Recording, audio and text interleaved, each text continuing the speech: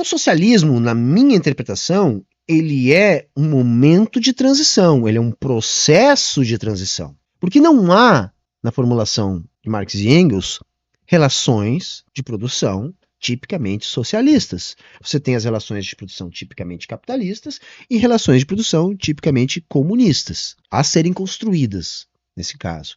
O socialismo deve criar as bases para transitar de uma para outra. Mas se o objetivo do socialismo é superar o capitalismo, ele também tem que sustentar altos índices de produtividade. E eu acho que o socialismo do século XXI é um socialismo que utiliza o mercado para garantir essa dominação, essa riqueza, essa produtividade, essa forma superior de organizar a produção. A China é o país que mais produz bilionários no mundo hoje. É verdade. É mais compra Ferraris no mundo hoje. Exato. Então o negócio floresceu de um tanto que incomodou o Partido Comunista. Porque falar, peraí, tem alguma coisa meio esquisita aqui. Como é que tem tanto bilionário no país comunista? E aí o governo... Sumiram com o Jack Ma, né? Colocaram ele... O Jack Ma foi um símbolo, exato. Ele foi um símbolo, mas É. não só ele. O governo chinês começou a apertar o cerco, porque ele começou a achar que estava esquisito esse negócio de ter tanto bilionário assim num país comunista. Mas isto posto para dizer que existe uma porção da economia chinesa que é totalmente privada, com os caras ganhando muita grana, lucrando muito. Eu tive lá... Tudo isso é verdade, tá, gente? Tudo isso é verdade. Mas eu quero aproveitar esse início de conversa para dizer o seguinte: olha, a minha interpretação é que não há contradição nenhuma na existência de bilionários na China ou no Vietnã. Não há contradição nenhuma. O que a gente tem que entender é que a China, me parece, e nesse ponto eu concordo com Elias Jabbour, uma nova formação econômica. E um outro ponto é, e aí já não é nem Elias, nem Paulo Gala, nem Humberto falando, aí é Marx e Engels. O socialismo é a superação, é a transição para o comunismo, e o comunismo é a superação do capitalismo. E eu não vejo nenhuma maneira de superar o capitalismo sem que o socialismo seja economicamente superior. Quando a gente vai estudar o que Marx e Engels falam a respeito da história do modo de produção, eles vão dizer o seguinte: olha, quando se estabelece a propriedade privada da terra, você vai ter a privatização da família, né, a privatização da mulher e a formatação das sociedades de Estado. Então, as sociedades de Estado inauguram as sociedades de classes. E essas sociedades, elas se transformam em sociedades dominantes à sua época pelo fato de serem mais produtivas. Porque essa maior produtividade dava meios para que essa sociedade fosse dominante sobre aquelas menos produtivas. E o capitalismo é a mais bem acabada até então sociedade baseada na propriedade privada. É a mais bem acabada até então sociedade de classes. E, portanto, altamente produtiva.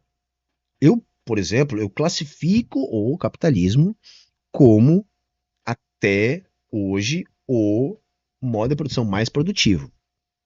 O custo dessa produtividade é brutal. Concentração política, desigualdade social, fome, miséria, guerra, degradação do meio ambiente. Tudo isso são os efeitos colaterais dessa produtividade. Mas eu não nego essa produtividade. Eu acho que o capitalismo ele é altamente produtivo. Isso também não quer dizer que ele produz aquilo que é o melhor, aquilo que é o mais necessário, aquilo que é o mais sensato, aquilo que é o mais usual. Não. A produção é orientada pelo capital e muitas vezes essa produção ela é disfuncional, inclusive. Mas é produtivo. Tá? E o socialismo, na minha interpretação, ele é um momento de transição, ele é um processo de transição. Porque não há, na formulação de Marx e Engels, relações de produção tipicamente socialistas. Você tem as relações de produção tipicamente capitalistas e relações de produção tipicamente comunistas, a serem construídas, nesse caso. O socialismo deve criar as bases para transitar de uma para outra. Mas se o objetivo do socialismo é superar o capitalismo, ele também tem que sustentar altos índices de produtividade. E eu acho que o socialismo do século XXI é um socialismo que utiliza o mercado para garantir essa dominação, essa riqueza, essa produtividade, essa forma superior de organizar a produção. Então não é porque na China tem bilionários que, no meu entendimento, ela deixa de ser socialista. Porque a propriedade da terra na China é estatal. Porque a organização da produção na China é pensada pelo Partido Comunista Chinês. E o poder político não está concentrado na mão dos grandes capitalistas. Talvez esse seja o principal fator. O exemplo que eles estão dando aí do Jack Ma é um bom exemplo.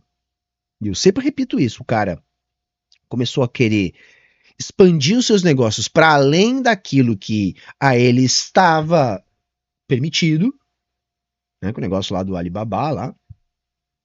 E aí ele foi podado. Disse, não, você vai até aqui. Daqui para lá você não vai.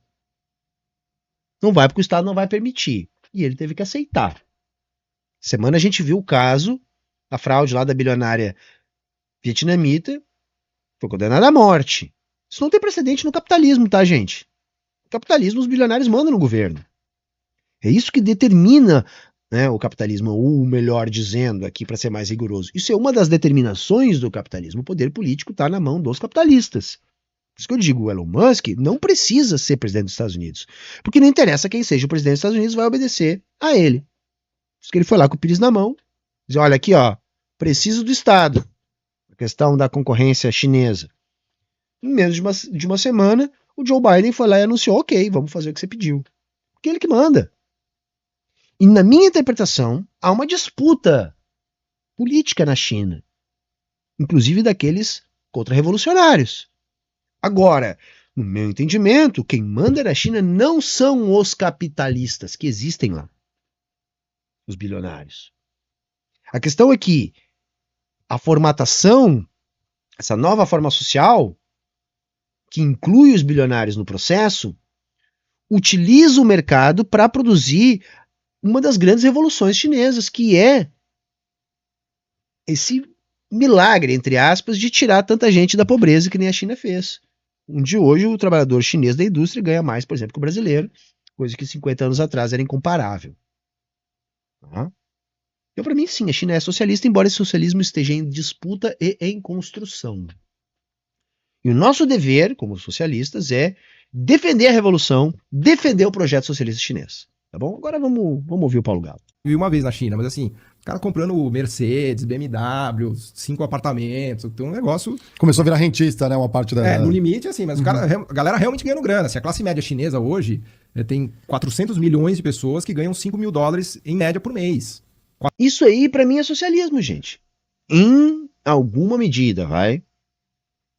Você tá empoderando, em termos de poder de consumo, de qualidade de vida, milhões de trabalhadores. E para quem perguntou ali no chat, não seria o Partido Comunista a burguesia chinesa? Por que seria? Eles estão acumulando capital?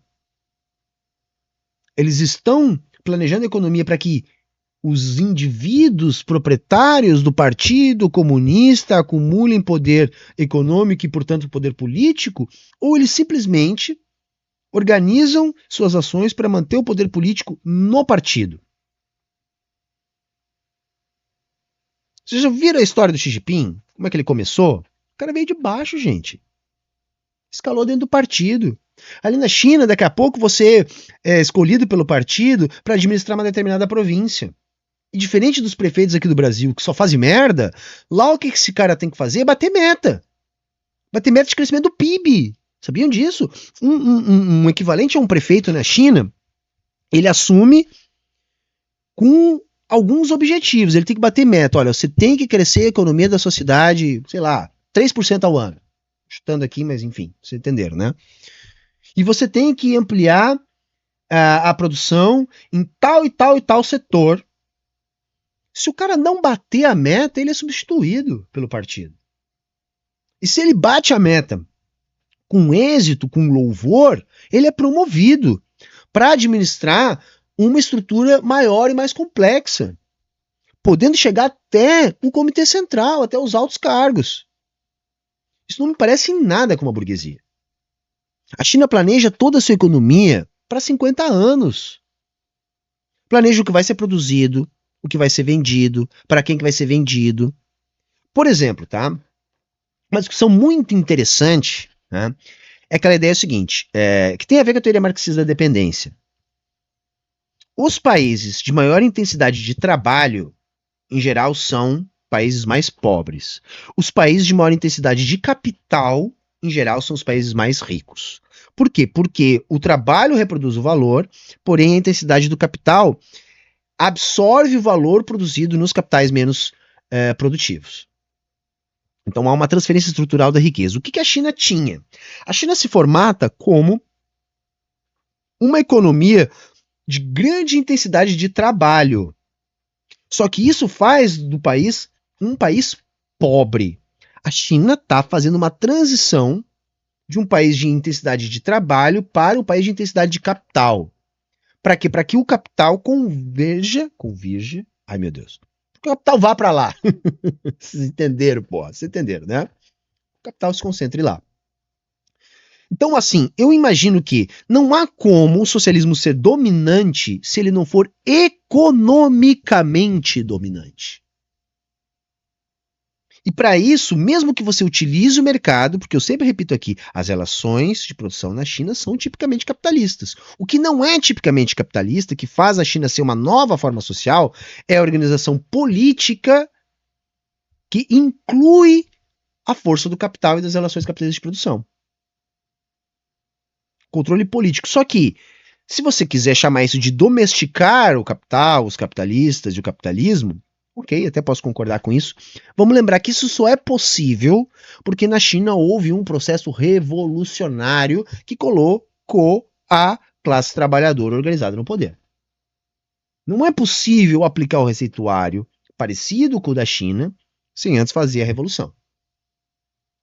Só é possível a China enquadrar o Jack Ma porque a organização política da China é produto de um processo revolucionário, assim como o Vietnã, que tem uma economia mais ou menos parecida, inclusive ensinou a China, né, porque veio antes.